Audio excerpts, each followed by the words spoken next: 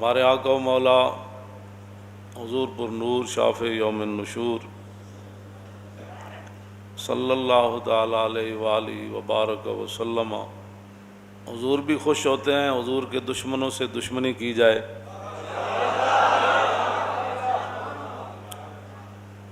اور اللہ رب العالمین بھی یہی چاہتا ہے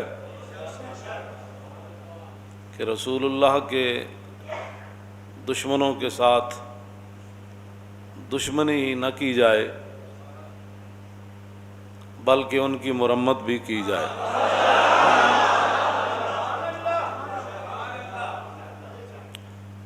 مولانا محمد ہاشم ٹھٹوی سندھ کے، ان کی کتاب ہے السیف الجلی علی صاب بن نبی، کہ کھلی تلوار اس دے سر ہوتے جڑا حضور دے خلاف گل کرے، اور یہ ہے السیف المسلول۔ اس کا معنی جو ہے وہ السیف المسلول، ننگی تلوار، وہ کھلی تلوار، یہ ننگی تلوار،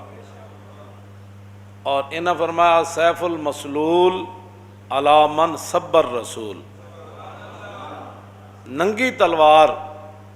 اس بندے دے سر ہوتے جڑا کائنات حضور دے خلاف گل کرے۔ یہ ہمارے وہ بزرگ ہیں جنہوں نے اتنی موٹی موٹی کتابیں لکھی حضور کی شان میں، رضا نے ختم سخن اس پہ کر دیا کہ خالق کا بندہ اور خلق کا آقا کہوں تجھے۔ اور میں نے جو آیہ کریمہ پڑھی ہے سورہ مجادلہ کی، اللہ رب العالمین نے فرمایا ان الذین یحادون اللہ ورسولہ، اتھوں دے بھی تے اتھوں دے بھی سارے جنہاں نوں اتھے تکلیف گل اساں کیتی فرانس دے خلاف، تے اتھے تکلیف کیوں ہوئی؟ انشاءاللہ یہ تکلیف تہاڈیاں نسلاں تک بھی رہے، تہاڈیاں نسلاں بھی بدبودار ہون، ہوتے کہاں خلیل و بنا کعبہ و منا، لولاک والے صاحبی سب تیرے گھر کی ہے، اور مولا علی نے واری تیری نیند پر نماز، اور وہ بھی اثر جو سب سے اعلیٰ خطر کی ہے، بلکہ صدیق غار میں جان ان پہ دے چکے، اور حفظ جان تو جان فروز غرر کی ہے، تو نے انہیں جان دی انہیں پھیر دی نماز، پر وہ تو کر چکے تھے جو کرنی بشر کی ہے۔ ثابت ہوا کہ جملہ فرائض فروع ہیں، اصل الاصول بندگی اس تاجور کی ہے۔ آگ جل رہی ہوئے جس دے بارے اللہ رب العالمین نے فرمایا قلنا یا نار کونی بردم وسلام علی ابراہیم، وہ آگ جل رہی ہوئے تے آگ دے شعلے بلند ہو رہے ہوں، وہ تو پرندے بھی جل جان گزر دیاں، لیکن گرگٹ دور بہ کے نبی دے بغض تے آ کے پھوک مارے، او دی پھوک نال اگ نو کچھ بھی نہیں سی ہونا، لیکن انہیں جناب ابراہیم دے بارے اپنے بغض دا اظہار کیتا۔ اور مولانا جو ہے محمد ہاشم ٹھٹوی رحمۃ اللہ علیہ نے لکھا کہ من ابغض رسول اللہ بقلبہ فہو کافر، فرمایا جڑا کلمہ تو پڑھے لیکن دل وچ حضور دے بارے بغض رکھے، دل وچ گزر جائے حضور دے بارے تو وہ بھی کھلا کافر ہے۔ زبانی کہنا تو بڑی دور کی بات ہے نا، دل وچ تو کہے نہیں جی بالکل نہیں جی ٹھیک ہے ساری باتیں، ہم بھی عاشق رسول ہیں، لیکن تو پھر یہ لیکن کا کیا مطلب ہے؟ جب عاشق رسول ہے پھر لیکن تو بات ہوتی نہیں ہے۔ رسول اللہ نے خود فرمایا کہ جدو میری عزت دی گل آنی، اے عمیر بن عدی جدو مار کے آئے اسماء بنت مروان یہودیہ عورت نو، وہ 3 جرم کر دی سی، ایک تو یہ کہ رسول اللہ دے خلاف گلاں کر دی سی، دوسرا وطیب الاسلام، اسلام دے عیب کٹ دی سی، تیسرا وتحرض علی النبی، کہ لوگاں نو بھی کہندی سی حضور دے خلاف گل کرو، اے 3 جرم کر دی سی عورت ایسی یہودیہ۔ لیکن نابینا صحابی عمیر بن عدی جدو آپ نو پتہ چلیا تو آپ نے پھر نظر منی، انہوں نے کہا یا اللہ تیرے حبیب گئے ہوئے بدر وچ، تے جدوں رسول اللہ واپس آن گے نا تے میں اس عورت نو قتل کر دیاں گا۔ اس واسطے جنہاں نو اللہ تعالیٰ نے فرمایا نا ان شر الدواب عند اللہ الصم البکم الذین، فرمایا جانوروں میں سے سب سے بدترین جانور وہ ہیں وہ کافر۔ ہاں یہ تو کہتے ہیں نا انسانیت کی بات کرو، میں نے کہا تھا یہ تو قرآن کہتا ہے، یہ سورہ انفال انہوں نے نصاب سے نکالی اس لیے تھی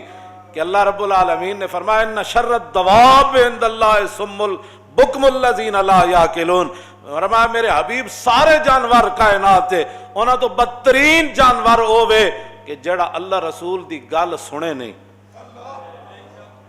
ہاں ان شر الدواب الصم البکم، تے بہرے بھی ہیں تے نال گنگے بھی ہیں تے نال انہاں دے دماغ بھی گندے، انہاں دی سوچ ہی گندی ہو گئی۔ وَلَوْ عَلِمَ اللَّهُ فِيهِمْ خَيْرَ اللَّهُ أَسْمَعَهُمْ إِنَّكَ لَا تُسْمِعُ الْمَوْتَىٰ ہے نا، اللہ نے قرآن وچ فرمایا میرے حبیب تسی مردے نو نہیں سنا سکتے۔ بعض لوگوں نے یہ آیت چک کے تے انبیاء اور رسولاں دے بارے اور اولیاء دے بارے چک کے لے گئے کہ جی بندہ مر جائے تے تسی مردے نو نہیں سنا سکتے، مردے تو مراد ہے کافرن چلتے پھردے مردے جڑے۔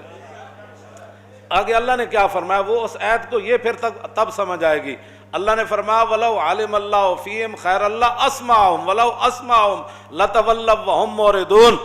اے گل ہے جڑی میں ہمیشہ کرنا کہ ساڑھے واسے چ گل نہیں ہے کہ کسی دے اندر پا دے یہ گل ناموس رسالت دی یا انہوں سمجھ آ جائے۔ فرمایا میرے حبیب جانوراں جو سب تو بھڑے جانور ہے کافرن، فرمایا اگر اللہ ان میں کوئی بہتری دیکھتا نا اپنی شان کے مطابق تو پھر اللہ آپ کی بات ان کو سنوا دیتا۔ وَلَوْ عَلِمَ اللَّهُ فِيهِمْ خَيْرَ اللَّهُ أَسْمَعَهُمْ،